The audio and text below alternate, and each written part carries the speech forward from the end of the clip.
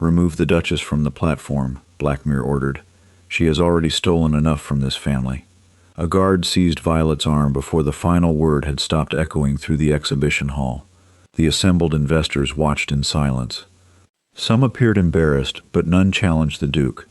Behind them, reporters lowered their pens only long enough to stare at the disgraced Duchess being dragged away from an invention the county had been told she tried to steal. Violet did not struggle. She kept her eyes upon Gideon Ashcombe.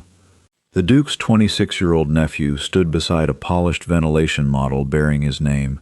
He had inherited the confidence of a man who had never been required to earn anything. If Violet failed to provide a son, he would also inherit Blackmere's title, mines, and 12,000 acres. Now he had inherited her work. 4 years of calculations, underground experiments, and sleepless nights had been reduced to a brass plate engraved with 2 words, Gideon Ashcombe. "Tell them who designed it," Violet said. Her husband remained near the center of the platform. Sebastian Ashcombe, Duke of Blackmere, looked imposing beneath the gas chandeliers, but Violet could see the strain around his eyes. He knew Gideon had never descended far enough into a mine to understand the dangers his stolen machine was supposed to prevent. More importantly, Sebastian had seen Violet's original notebooks. He had noticed the dates predating Gideon's claims by 3 years. He had questioned the missing pages and the altered signatures. The night before the exhibition, Violet had placed the evidence in his hands and given him one final opportunity to stop the fraud. He had returned the notebooks without opening the locked appendix. "My decision is made," he had told her. Now Sebastian addressed the audience instead of his wife. "Her Grace gained access to my nephew's plans through her position within this household. When Gideon refused to surrender the patent, she altered several documents to make the design appear her own." A reporter resumed writing. The lie would reach London before nightfall. Violet would lose more than professional recognition. The accusation of forgery could bar her from engineering societies, destroy her charitable workshop, and give Sebastian grounds to seize every project funded through their marriage settlement. A murmur followed her as the guard pulled her toward the steps. Poor woman. 7 barren years, driven mad by jealousy. Violet heard every poisonous fragment. "You know that is untrue," she said to Sebastian. His gaze met hers at last.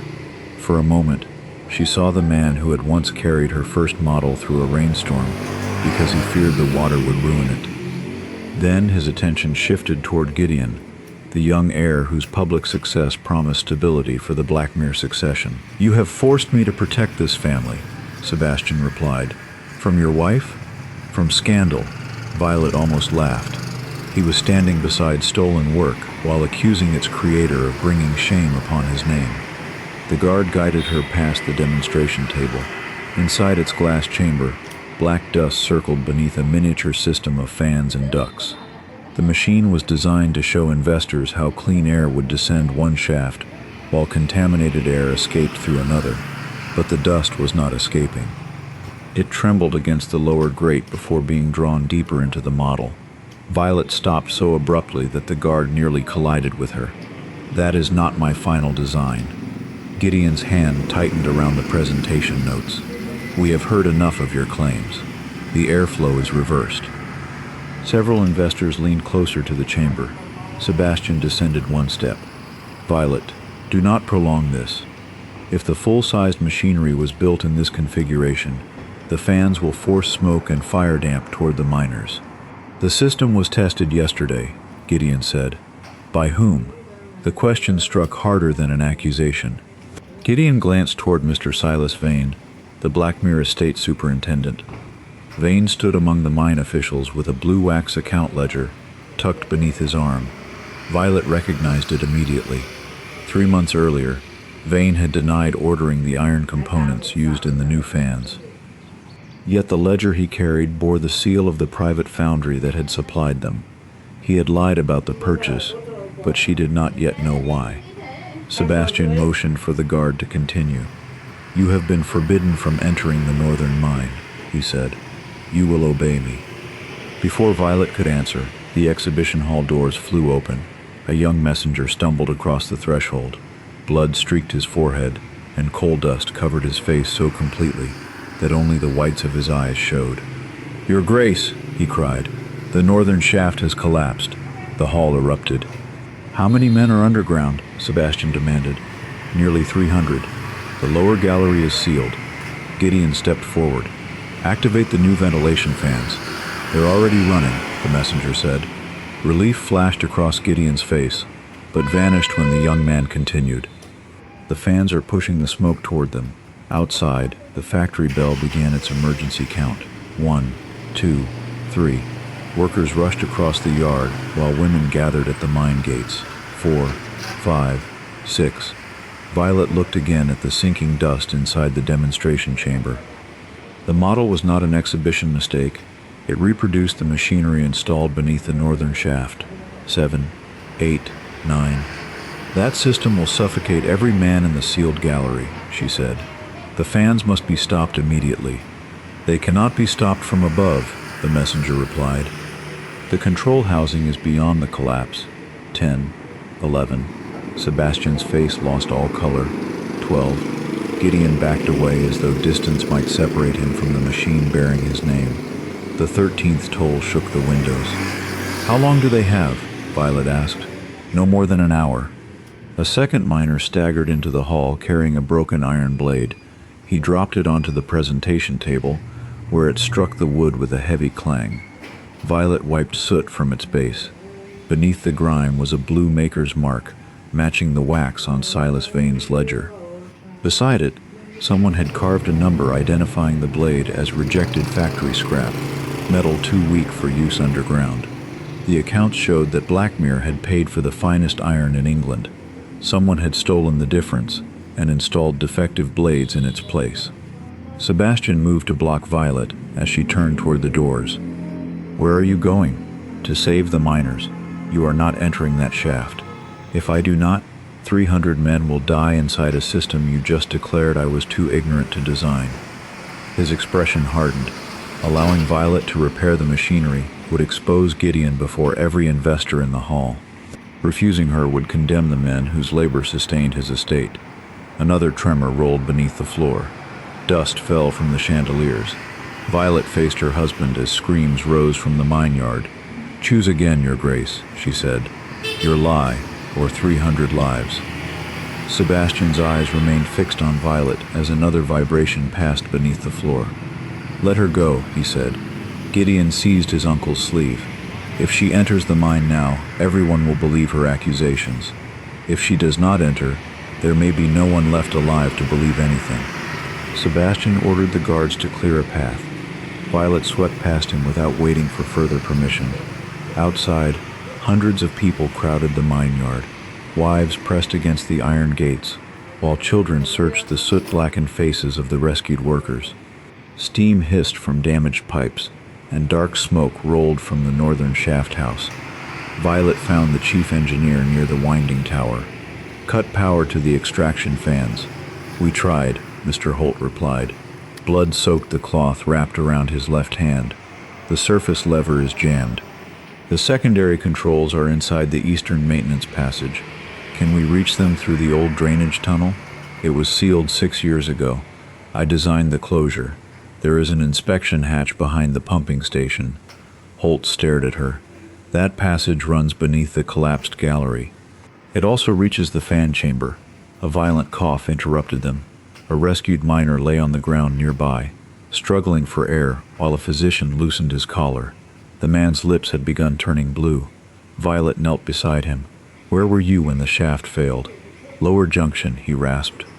"Heard the fan blades breaking before the roof came down. Did you smell gas?" The miner nodded. "And something sweet."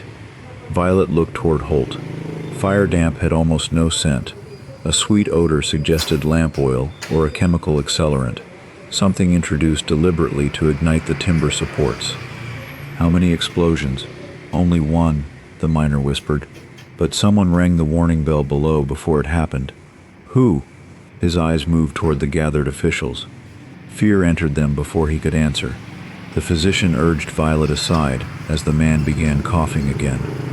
Sebastian reached them with Gideon and Silas Vane close behind. The superintendent still carried the account ledger under one arm. "You have a route?" Sebastian asked. The drainage tunnel, Violet replied. Holt and I can reach the interior controls. You are not going alone.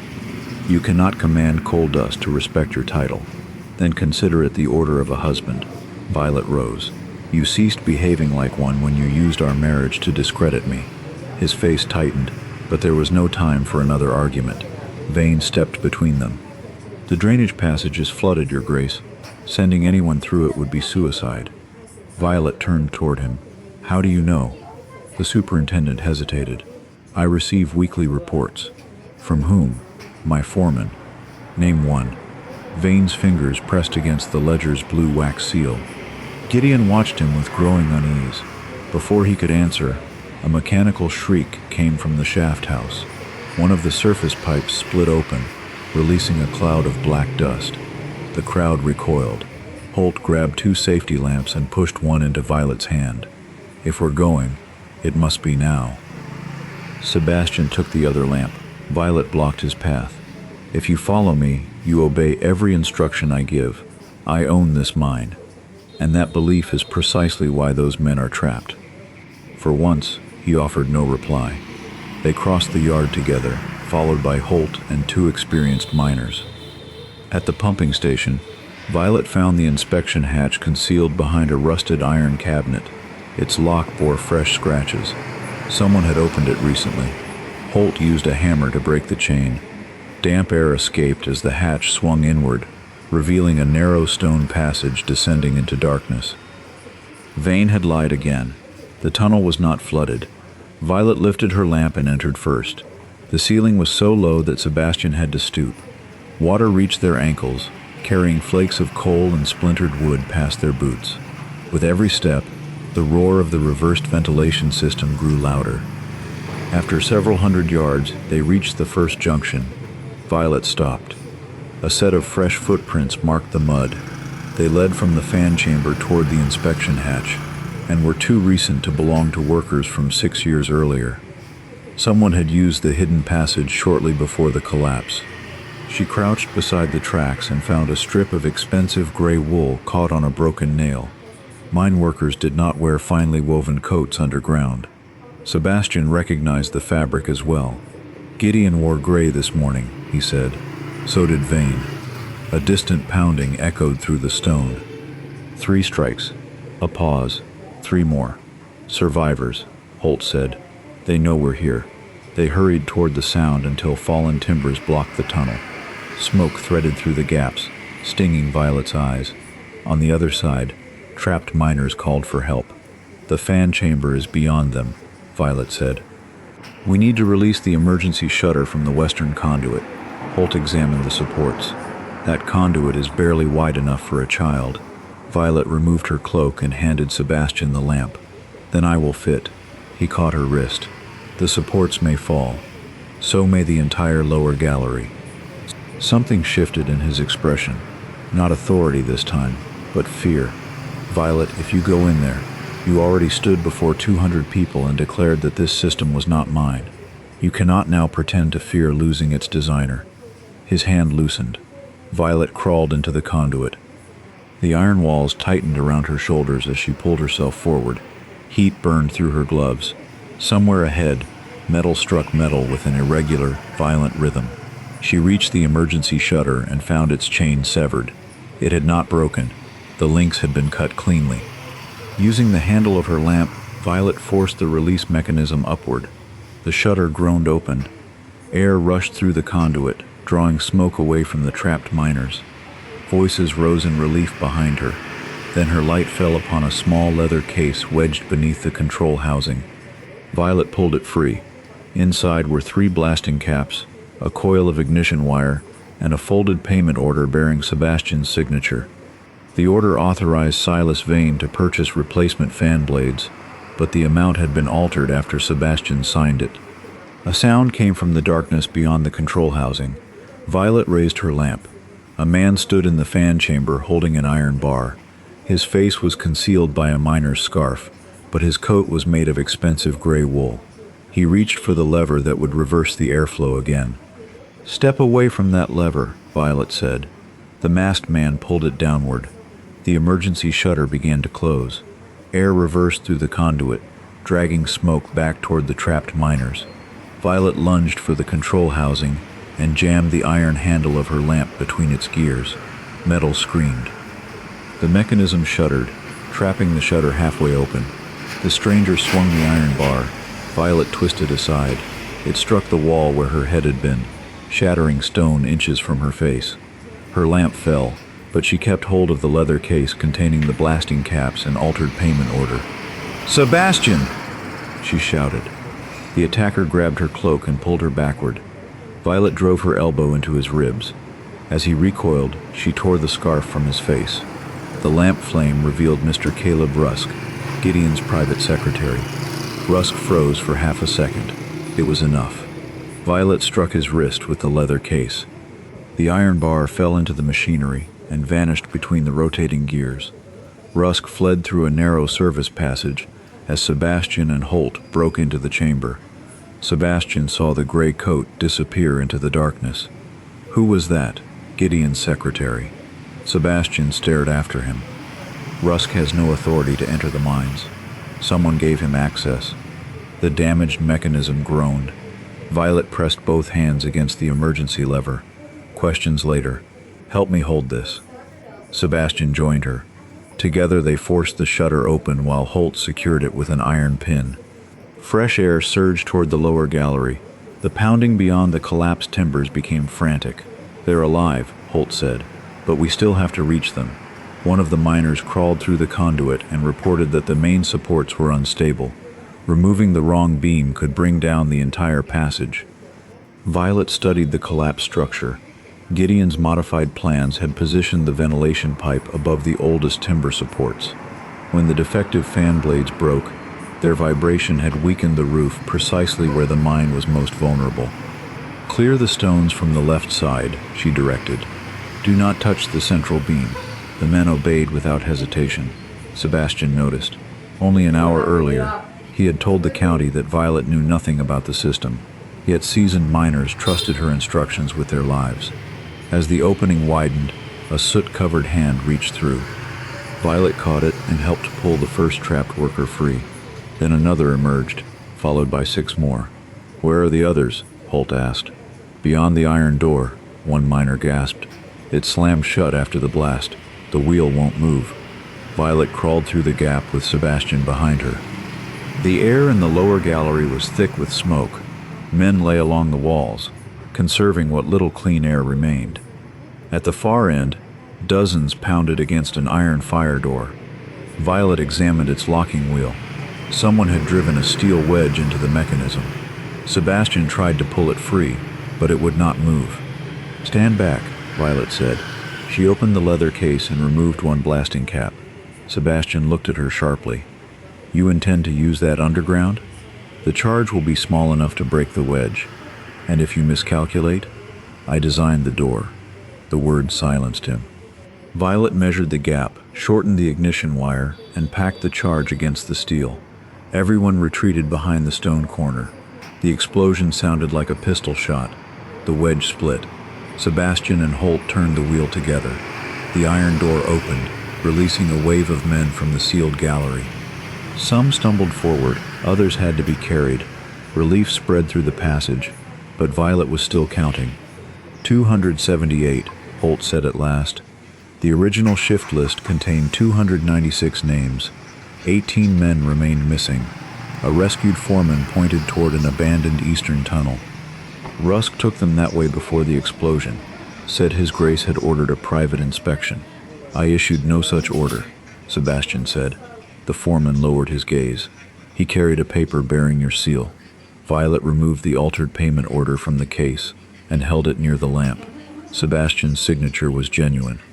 The amount had been changed, but the authorization itself had given Vane power to purchase the fan components. His careless trust had opened the door to the fraud.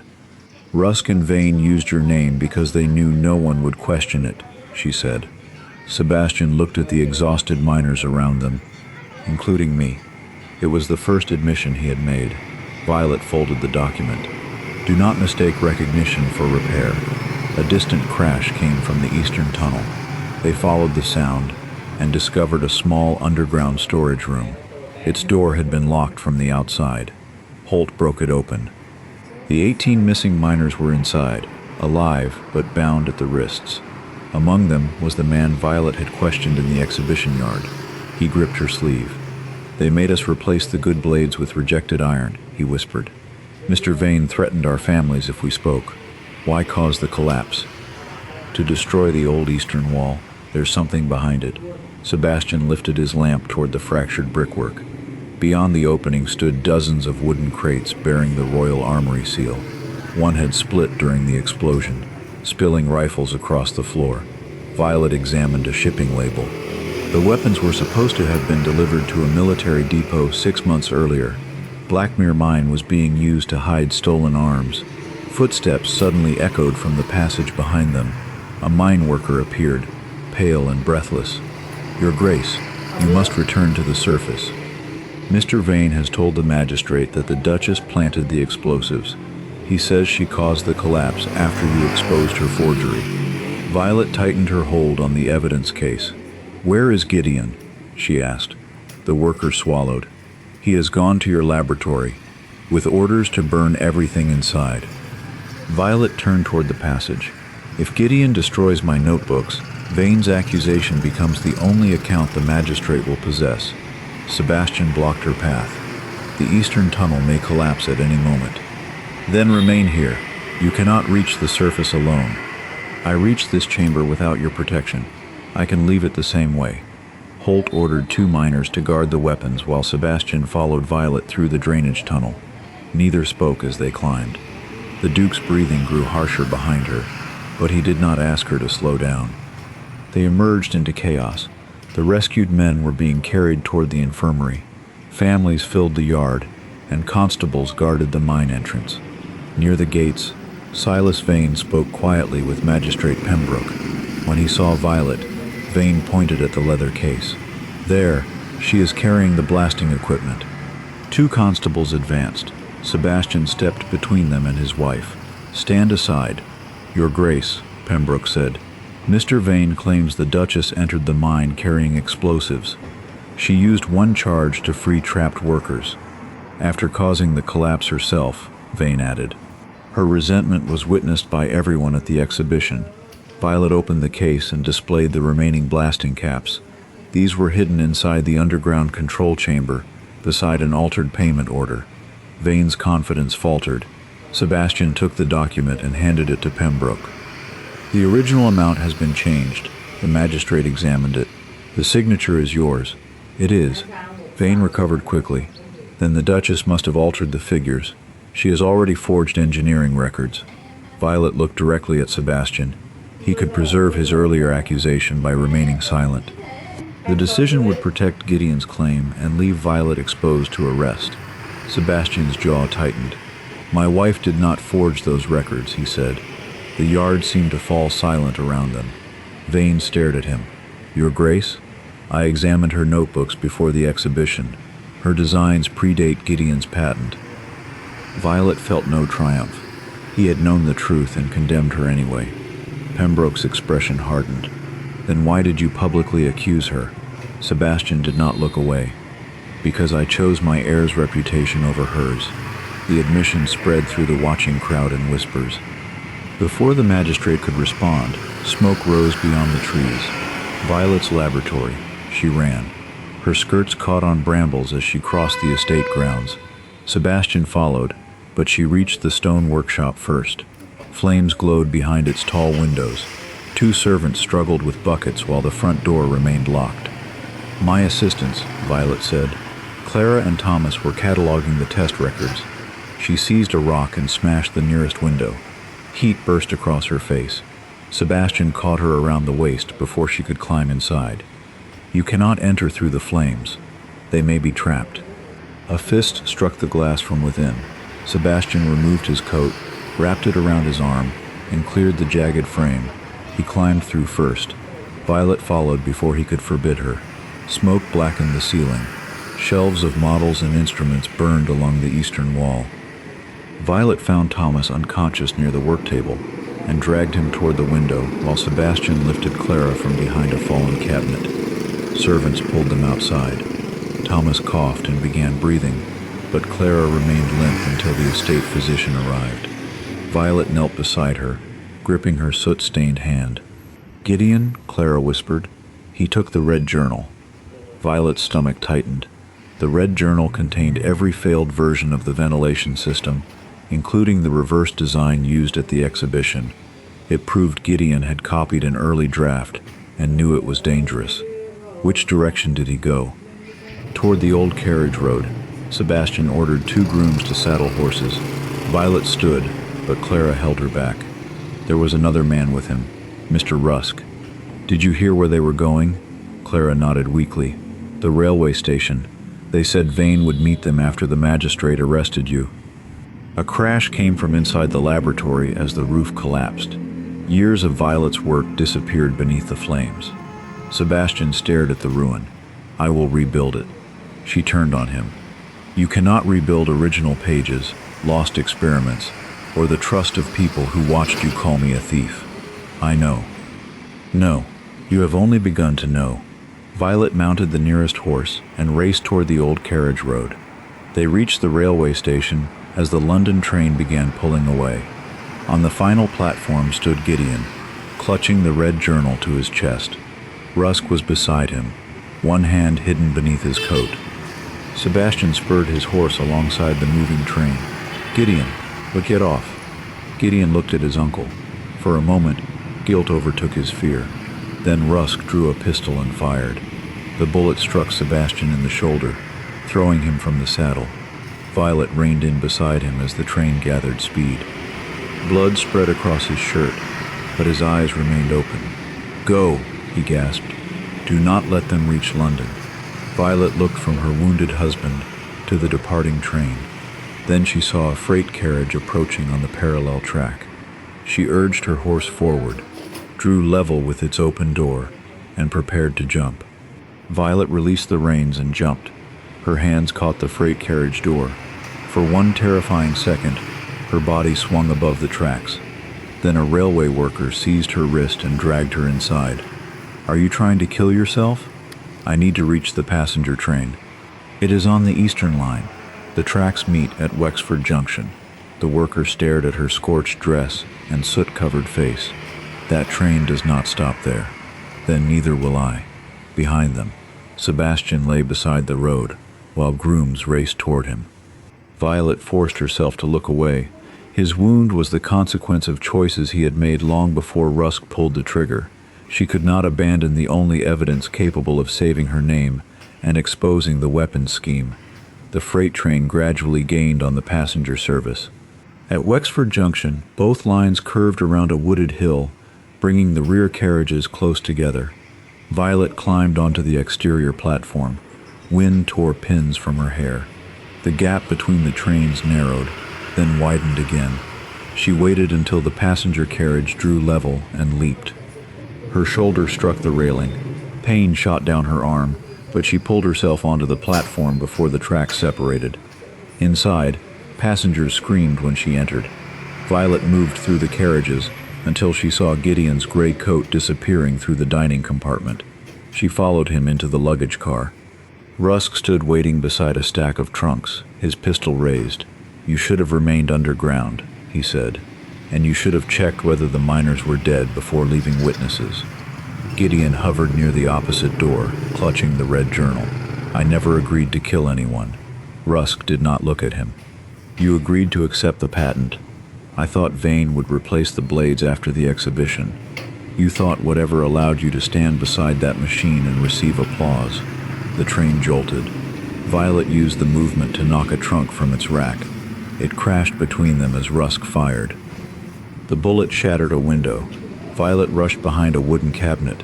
Gideon dropped to the floor, shielding the journal. "Give it to me," she called.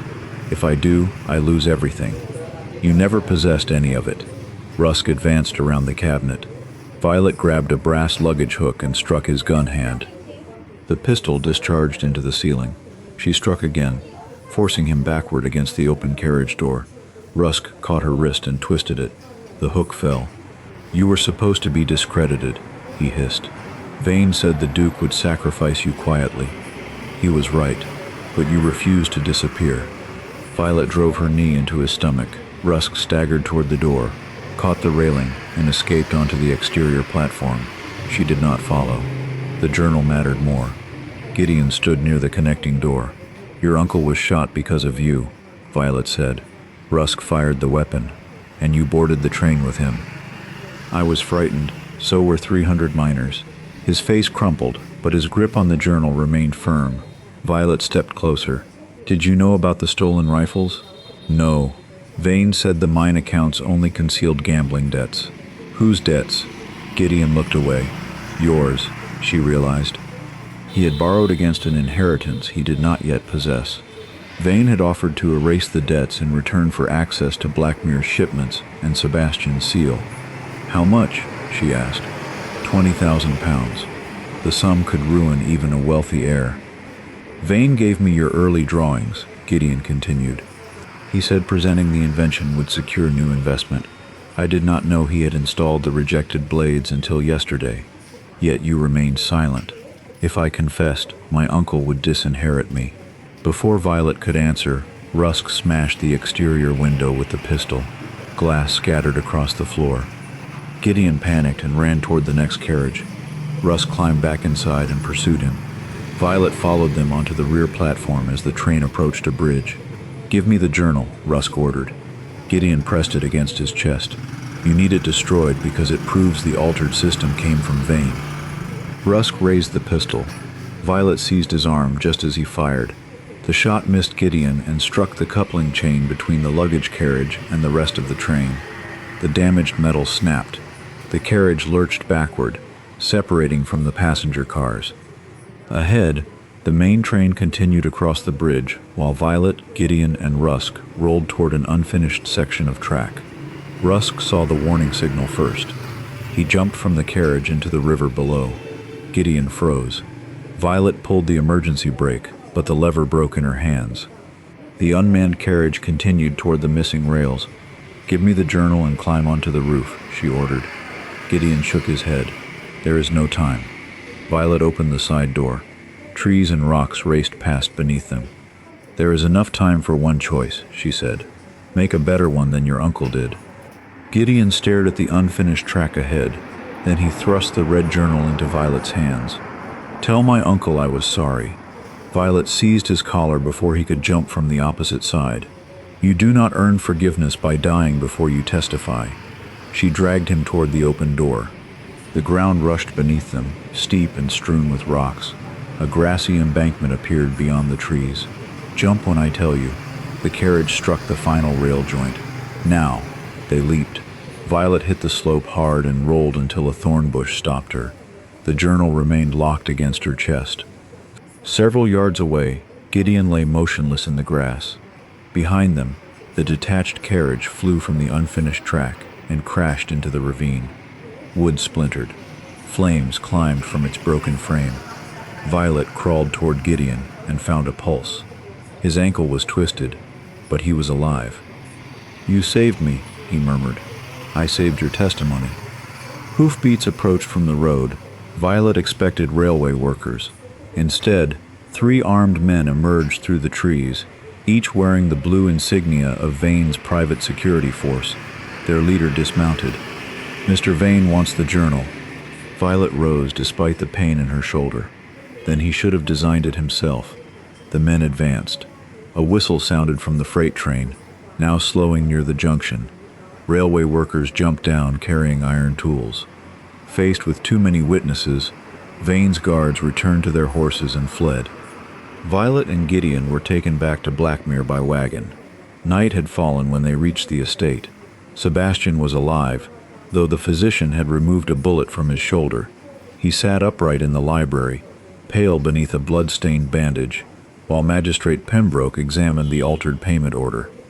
When Gideon entered, Sebastian's relief disappeared behind cold fury.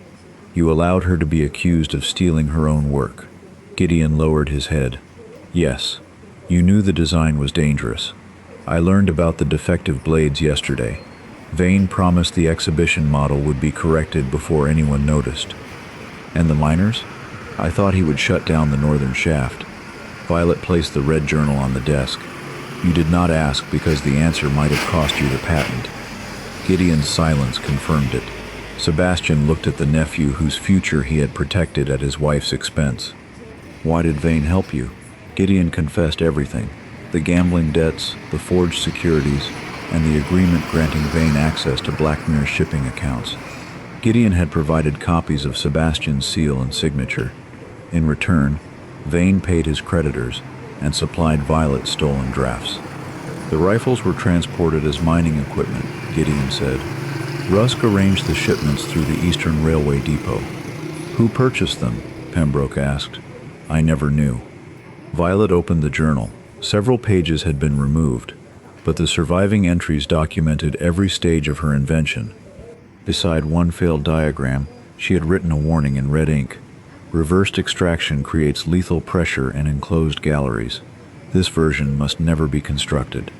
The diagram matched Gideon's patent exactly. It proved both the theft and the danger. But when Violet turned to the final section, she found a folded note that did not belong to her. It contained a list of Blackmere shipments and parliamentary names. Each man had received money shortly before voting on military contracts. At the bottom appeared a date 3 days away. Beside it were the words, Final delivery during Blackmere inquiry. Explosion to destroy evidence and witnesses. Pembroke read the note twice. Vane intends to use the official inquiry to gather everyone connected to the mine in one building. The new assembly hall stands above the eastern storage chamber, Violet said. The chamber filled with silence. The stolen rifles were not Vane's most dangerous cargo. He had hidden explosives beneath the hall, where commissioners, mine officials, and surviving workers would testify. Sebastian tried to stand. The physician forced him back into the chair. You will tear the wound open. I signed the authorization for that hall, and Vane used your trust to construct a trap beneath it, Violet said. You will help most by telling the magistrate every document you gave him. A constable entered, carrying a wet gray coat. We searched the river. Caleb Rusk survived the fall, but he was gone before we reached the bank. Vane? Pembroke asked. His house is empty. So are the estate accounts. Violet looked toward the windows. In the distance, a light moved along the ridge above the eastern mine entrance. Someone was signaling from the abandoned watchtower. 3 short flashes, 2 long ones. Gideon went pale. That is Rusk's code. It means the royal shipment has arrived. Sebastian reached for Violet's hand, but she withdrew before he could touch her. Do not ask me to remain here. I was going to ask what you need. The change was small, but she heard it. Your written confession, Violet answered. State that you examined my notebooks, knew my claim was credible, and accused me publicly to protect Gideon. His face tightened. That will destroy my position. It may save mine. Sebastian looked at the red journal, then at the wife he had sacrificed for his title's future. Bring me paper. While he wrote, Violet gathered Holt, Pembroke, and 6 trusted miners. They entered the eastern tunnel shortly before midnight and discovered fresh wagon tracks leading to the underground armory. The wooden crates were gone. In their place stood a single barrel connected to a wire disappearing through the wall. Violet followed it into the passage beneath the assembly hall. Dozens of explosive charges had been fixed to the foundation supports. She knelt beside the ignition mechanism. A clockwork timer was already moving. Pembroke raised his lantern. How long? Violet studied the turning gears. 40 minutes. Then the iron door slammed behind them. A key turned from the other side, and Rusk's voice passed through the metal. Long enough for the Duke to come looking for his wife. The timer clicked steadily in the darkness. 39 minutes remained. Holt and the miners attacked the iron door with their tools, but it had been reinforced from the outside. Each blow only shook dust from the ceiling. Violet followed the ignition wire from the timer to the surrounding charges. Rusk had connected them in 3 separate circuits. Cutting the wrong wire would trigger the others immediately. Can you stop it? Pembroke asked. Yes, but not while Rusk can reach the external fuse. A hiss came from above. Smoke began pouring through the ventilation grates. He is forcing us to leave the mechanism, Holt said. That is what he expects. Violet studied the tunnel system. Her original ventilation plans included a maintenance duct leading toward the assembly hall. It was narrow, but large enough for one person. She removed the grate. "Keep dismantling the charges," she told Holt. "Start with the barrels farthest from the timer. Do not touch the red wires." "What will you do?" "Give Rusk another problem." Violet climbed into the duct. Smoke burned her eyes as she pulled herself upward. Beneath her, the timer continued counting. 32 minutes. She emerged behind the assembly hall's empty stage. Footsteps crossed the floor above. Through a gap in the boards, Violet saw Rusk pouring lamp oil along the exits. Silas Vane stood beside him. "The Duke will come," Rusk said, "if the bullet did not kill him. He will come for her." Vane laughed. "After what he did at the exhibition, he will come for the evidence. Men like Blackmere love their names more faithfully than their wives." Violet silently lifted the trapdoor. Vane carried a satchel containing Sebastian's estate seal and several bundles of banknotes. Rusk held the external fuse in one hand and a pistol in the other. "Where are the rifles?" Rusk asked. "Already moving toward the coast. By sunrise, they will be beyond England." "And Gideon? A weak fool. He will confess everything." Vane turned toward the door. Violet stepped from behind the stage curtain and struck him with a wooden pole. He fell, dropping the satchel. Rusk spun and fired. The shot tore through Violet's sleeve. She pulled a scenery rope, releasing a heavy canvas backdrop. It collapsed over Rusk, knocking the pistol from his hand. Vane crawled toward the external fuse. Violet kicked the burning taper away before he could reach it. He caught her ankle and dragged her down. "You should have accepted disgrace," he snarled. "You should have purchased better iron." She struck him with Sebastian's stolen seal. Vane released her, blood running from his temple. Rusk tore free of the canvas and rushed toward the side door. Before Violet could stop him, Sebastian appeared in the entrance with 2 constables. His injured arm was bound tightly against his chest. Rusk seized a fallen pistol and aimed at Violet. Sebastian stepped between them. The gun fired. Sebastian staggered but remained standing. The bullet had struck the metal buckle of his shoulder brace. The constables subdued Rusk while Violet took Vane's satchel. Inside she found shipping records, bribery payments, and a passenger list for a vessel departing before dawn. One name appeared repeatedly across the documents: Lord Harcourt, chairman of the Royal Mining Commission. He was not merely accepting Vane's money, he had ordered the weapons. Holt emerged through the trapdoor. "The charges are disconnected." Relief lasted only a moment. Pembroke unfolded the passenger list. "Harcourt will preside over tomorrow's inquiry. If he controls the hearing, he can suppress this evidence and order our arrest. Then we will not give it to him privately," Violet said. By sunrise, hundreds of miners and their families had gathered outside the assembly hall. Reporters arrived from London, drawn by news of the collapse and Sebastian's public confession. Inside, Lord Harcourt sat above the witnesses as though nothing had changed. Violet entered carrying the red journal and Vane's satchel. Sebastian walked several steps behind her, no longer claiming the right to stand at her side. Harcourt struck his gavel. "Violet Ashcombe, Duchess of Blackmere, you are accused of forgery, sabotage, and attempted murder." Before Violet could answer, the doors opened. Silas Vane entered without restraints, escorted by royal officers. Harcourt smiled. "Mr. Vane has agreed to testify against you." Vane walked to the witness stand, wearing the expression of an innocent servant forced to betray his mistress. "The Duchess ordered me to purchase inferior fan blades," he declared. "She intended the system to fail so Gideon's patent would be discredited." Violet remained standing before the commission. "Then why did you try to kill me beneath this hall?" Harcourt struck his gavel.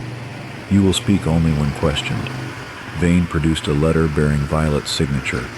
It instructed him to replace the approved iron with rejected factory scrap and hide the difference in the mine accounts. Reporters began writing. Violet examined the letter. The signature was convincing, but the paper carried the watermark of Ashford Mill. "This paper was manufactured last month," she said. "The order is dated 6 months ago." Vane's smile vanished. Harcourt snatched the document. "A watermark proves nothing." It proves the letter could not have existed on the date written upon it. Violet opened her red journal and displayed the warning beside the reverse design. Next, she presented the altered payment order, the defective blade bearing its rejection mark, and the shipping records recovered from Vane's satchel. Each piece connected to the next. Vane had stolen an early design from Violet's laboratory. Gideon had submitted it as his own. The superintendent then purchased rejected blades, pocketed the remaining money, and used Blackmere's supply routes to conceal stolen rifles. Harcourt leaned forward. An elaborate accusation built upon documents conveniently discovered by the Duchess herself. Not all of them, Violet replied. The assembly doors opened. 18 miners entered, the men Rusk had imprisoned underground. Their foreman carried a crate containing unused iron blades. Mr. Vane ordered us to install the defective parts, he testified. When we refused to remain silent, Rusk locked us in the eastern chamber. Harcourt's control began to fracture. He ordered the guards to remove the witnesses, but the guards did not move. Hundreds of miners stood outside, watching through the open doors. Then Gideon approached the stand on crutches. I stole the Duchess's invention, he said. Mr. Vane gave me her early drawings, and I accepted them because I feared losing my inheritance. Sebastian closed his eyes. Gideon continued. The Duke saw evidence that the work belonged to his wife. He chose to accuse her anyway. Every face turned toward Sebastian. He rose despite his injury and handed Pembroke the confession he had written the night before. My nephew speaks the truth. I knew Violet's claim was credible. I called her a thief because I valued the appearance of a secure succession more than her name, her work, or her safety. Violet heard shock ripple through the hall.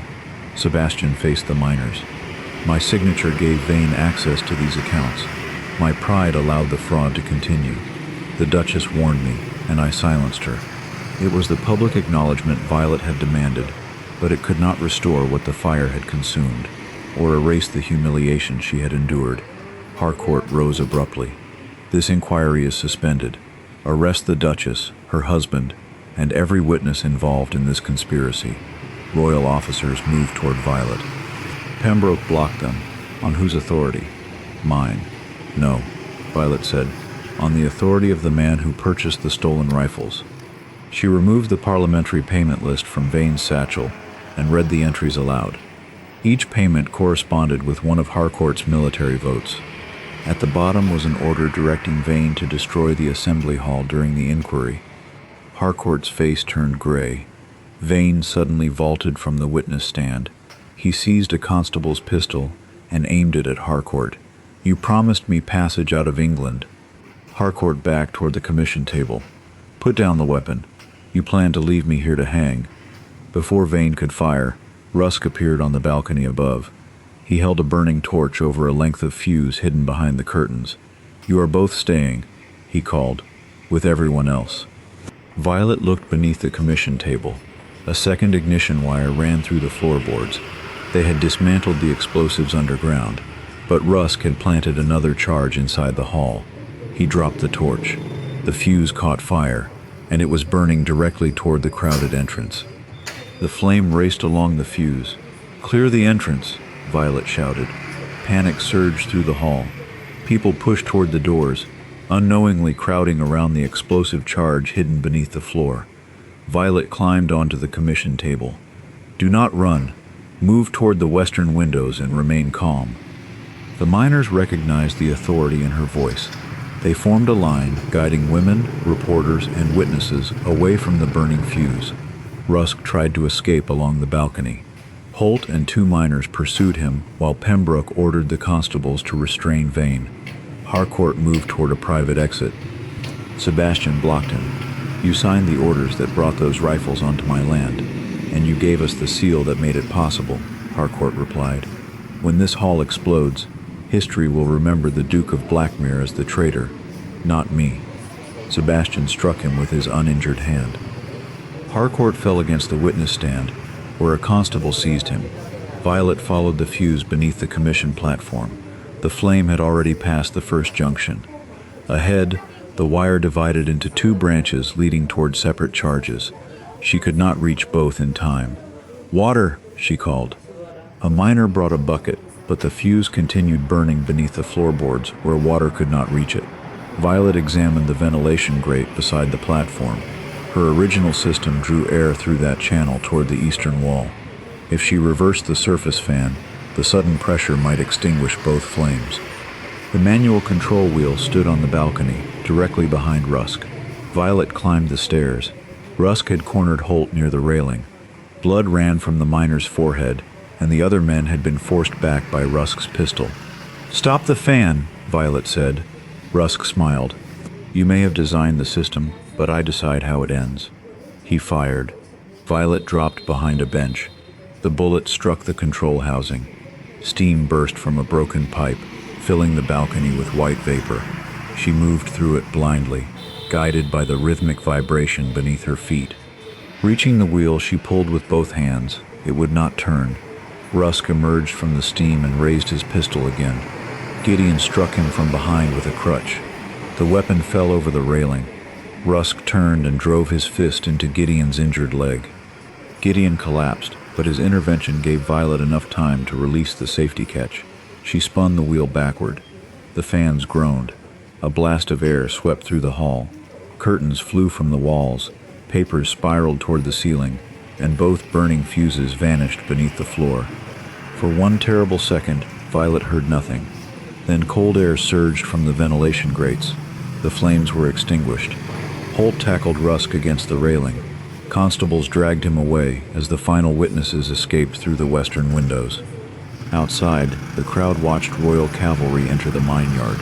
At their head rode Sir Edmund Vale, an investigator sent by the Crown after Pembroke's messenger reached London during the night. Vale examined Harcourt's payment list, the shipping records, and Sebastian's confession. Lord Harcourt, Silas Vane, and Caleb Rusk are under arrest for theft of Crown property, conspiracy, bribery, and attempted murder. Vane pointed desperately at Sebastian. The Duke authorized every shipment. Sebastian stepped forward. "Then investigate me as well." Harcourt laughed bitterly. "How noble, now that your wife has saved you." Sebastian did not defend himself. He surrendered his estate keys, seal, and account books to Vale. Gideon also gave a full statement and renounced his claim to Violet's patent. Reporters surrounded her as she emerged from the damaged hall. "Your Grace, is the ventilation system yours?" "Yes." "Did the Duke knowingly accuse you falsely?" Violet looked at Sebastian. He answered before she could. "I knew her evidence was credible. I called her a thief because recognizing the truth threatened the heir I had chosen. Every newspaper that printed my accusation will receive my signed correction." He then turned toward the miners. "The profits from Gideon's false patent will be returned. Until the Crown completes its investigation, the mines will operate under the Duchess's authority." Violet's name rose from the crowd, not as an object of pity, but as the woman who had saved their lives.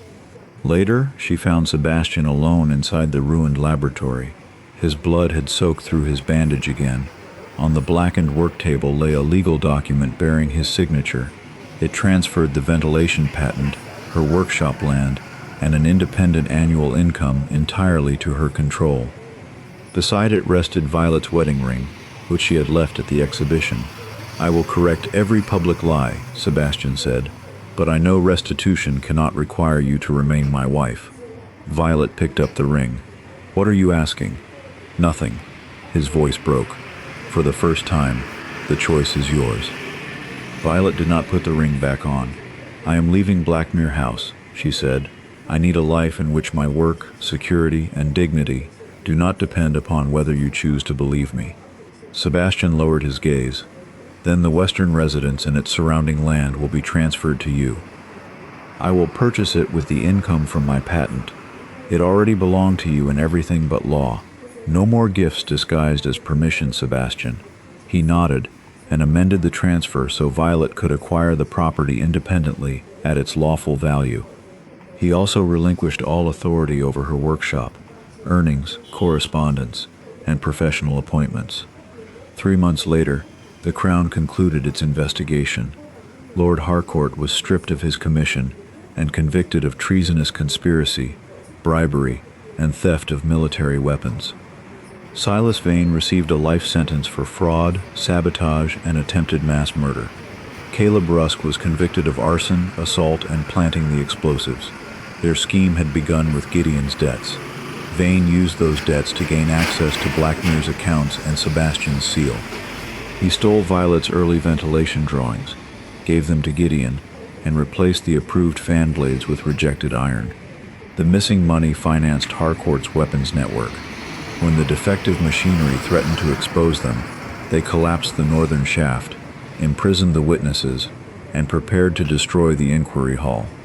Their plan nearly succeeded because Sebastian had already made Violet appear dishonest. Gideon pleaded guilty to patent fraud, falsifying documents, and concealing the defective machinery. He surrendered his inheritance rights and spent the following years repaying the miners' families from the small trust that remained to him. Sebastian was not charged with joining the weapons conspiracy, but innocence of treason did not absolve him of betrayal. He resigned from the mining board and placed the estate under independent supervision. A third of his personal income established permanent pensions for the injured miners and the families of those lost during the collapse. He published his confession in every newspaper that had repeated his accusation. At the rebuilt exhibition hall, he stood before the same investors who had watched Violet's removal.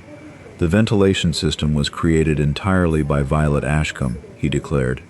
I saw evidence of her authorship and chose to protect my heir instead. I used our childlessness to portray an accomplished woman as unstable and dishonest. The disgrace was mine. He then stepped away from the platform. This time Violet stood at its center. Behind her, the finished ventilation system carried a brass plate engraved with her full name.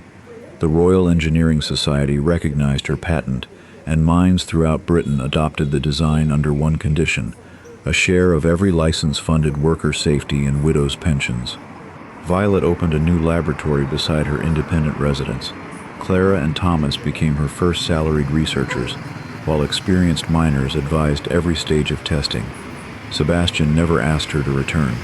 For 2 years, he repaired what he could without demanding forgiveness. He attended safety meetings only when invited, answered every investigation honestly, and accepted that Violet might choose a future without him.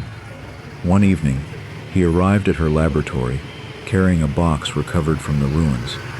Inside was the first model they had built together during the happier years of their marriage. One side was burned, but the small brass fan still turned. I thought you might want it, he said. Violet tested the mechanism. Why did you keep it? To remember the man I was before I decided that fear excused cruelty. She looked at him carefully. He had not asked for absolution. He had not mentioned love, as though it canceled harm. I am not ready to return to our marriage, she said. I understand. But you may join me for tea on Sunday. Hope crossed his face, tempered by humility. Only if you are certain. I am certain about tea, nothing more. He accepted the boundary. On Sunday, Sebastian waited outside the laboratory until Violet opened the door herself. She wore no wedding ring. Instead, she carried the restored model to the workbench, placed a fresh sheet of linen beside it, and wrote her name across the top before allowing him to enter.